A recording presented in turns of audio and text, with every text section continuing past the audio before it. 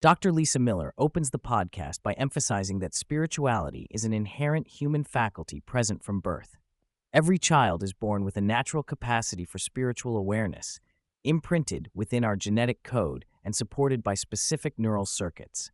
This spiritual endowment is not exclusive to any one culture or religion, but is universally found across the globe, from India to China to the United States. Importantly, while one-third of this spiritual capacity is innate, the majority, two-thirds, is environmentally shaped by culture, upbringing, education, and personal choices. However, the current educational systems, especially in the United States, are often counterproductive, actively suppressing this innate spirituality.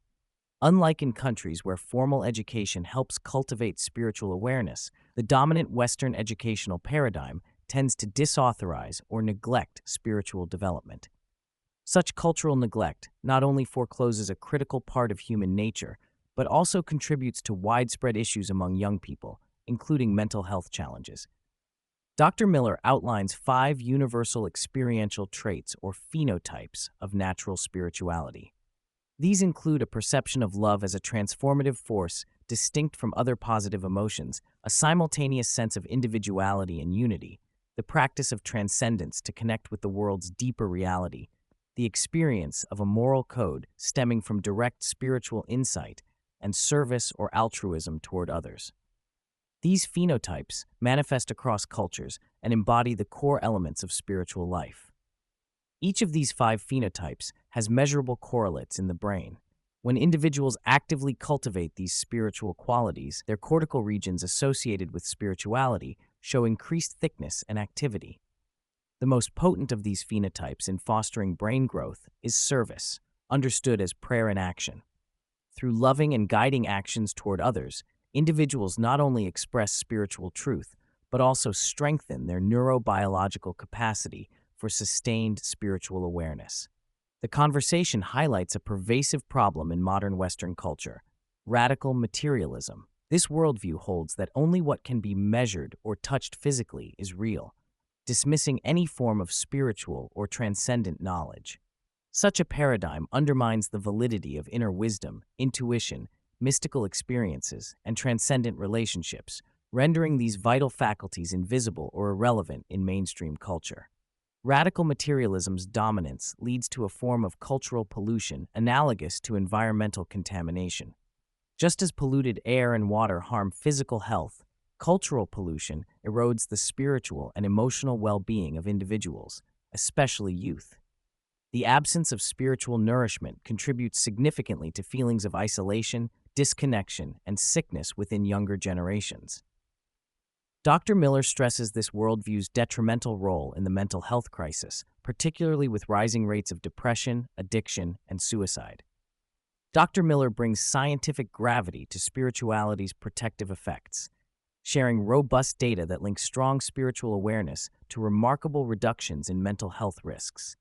Spiritual engagement is shown to reduce addiction vulnerability by 80%, dangerous risk-taking by 70%, and completed suicide, a leading cause of death among high school students, by over 80%. These figures underline spirituality not as mere faith or belief, but as a measurable, empirically validated force for well-being. This data challenges society to reconsider how mental health crises are addressed.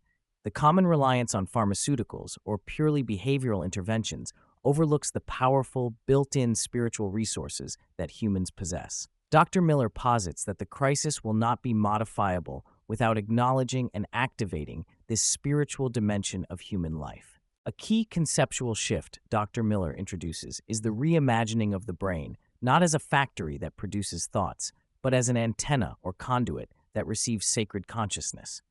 This modern metaphor moves beyond older materialistic models, aligning better with the experiences of premonitions, visitations, intuition, and other phenomena that seem to transcend ordinary sensory input. This antenna model also explains a form of spiritual entrainment among people. For instance, when 9 individuals enter a state of transcendent awareness, the 10th entering the space is more quickly drawn into the same state, their mirror neurons activating in resonance. This suggests a collective potential for amplifying spiritual consciousness within communities, further supporting the idea that shared spiritual practices foster not only individual but communal well-being. Habitually seen as a purely pathological condition, depression is reframed by Dr. Miller as a significant signal, an existential invitation to awakening. She describes what she calls a developmental depression, often emerging in adolescence, where the individual grapples with questions of meaning, purpose, and the nature of reality. Far from being an obstacle to growth, this kind of struggle heralds the possibility of an expanded spiritual awareness if embraced fully. Scientific studies confirm this pathway, showing that people who have traversed such depressive episodes and engage deeply with spiritual practices develop a strong spiritual core. This core in turn protects them against future depressive episodes, sometimes by as much as 90% in those at high risk. Depression, therefore, is recast not merely as a disorder, but as a transformative experience guiding one toward transcendence. Through decades of research, Dr. Miller and colleagues have identified specific brain regions involved in spiritual experiences. Prominent among these is the parietal cortex, which regulates the perception of boundaries between self and other, enabling the simultaneous experience of individual distinctness and unity with a larger reality.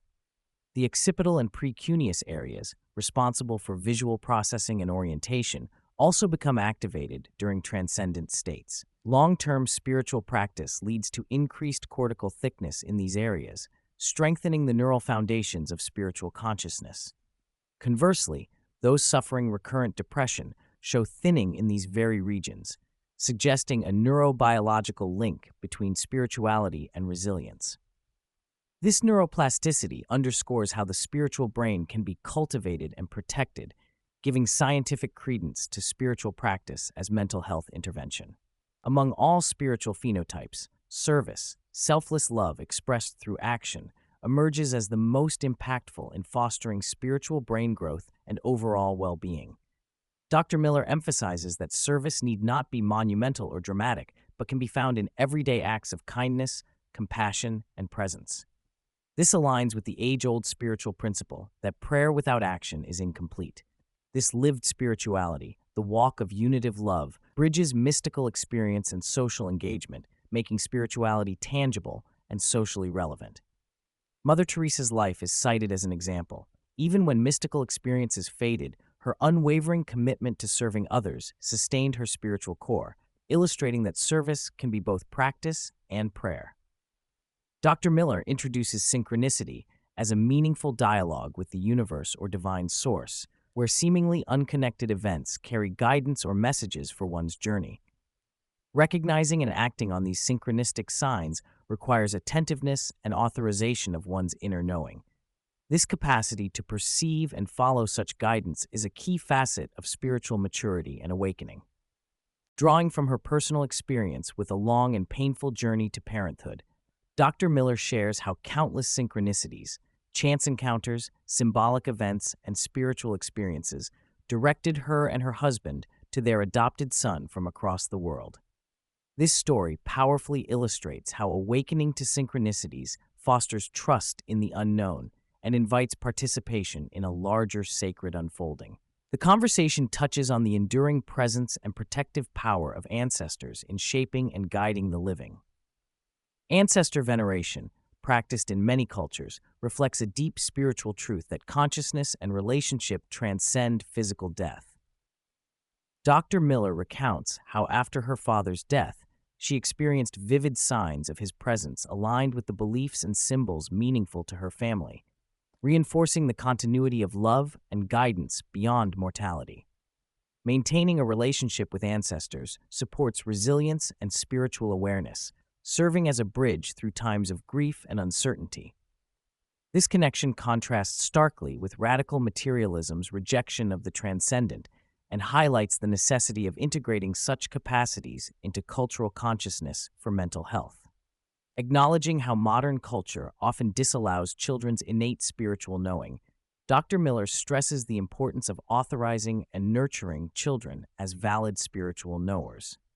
When a child shares experiences of mystical awareness or intuition, parents and educators play a pivotal role in validating rather than dismissing these expressions. Additionally, modeling one's own open spiritual path, sharing stories, naming experiences, and engaging in visible spiritual practices provide children with a roadmap to cultivate their spiritual cores. This nurturance can help shield them against future mental health challenges and foster a deep sense of belonging and meaning from an early age. Dr. Miller closes with a hopeful vision of humanity on the brink of a mass spiritual awakening. She describes current existential struggles as a collective developmental depression, a painful but necessary phase before the emergence of widespread illumination and transcendence. This perspective situates individual and societal challenges within a larger cosmic context, providing both meaning and momentum for transformation. Each person is called to step into their unique spiritual calling, empowered by inner guidance and communal support. By moving from striving and forced control toward trust in the sacred flow, we contribute to a new worldview beyond radical materialism. Through cultivating love, guidance, and connection, individually and collectively, we co-create an awakened society grounded in the universal spiritual heart.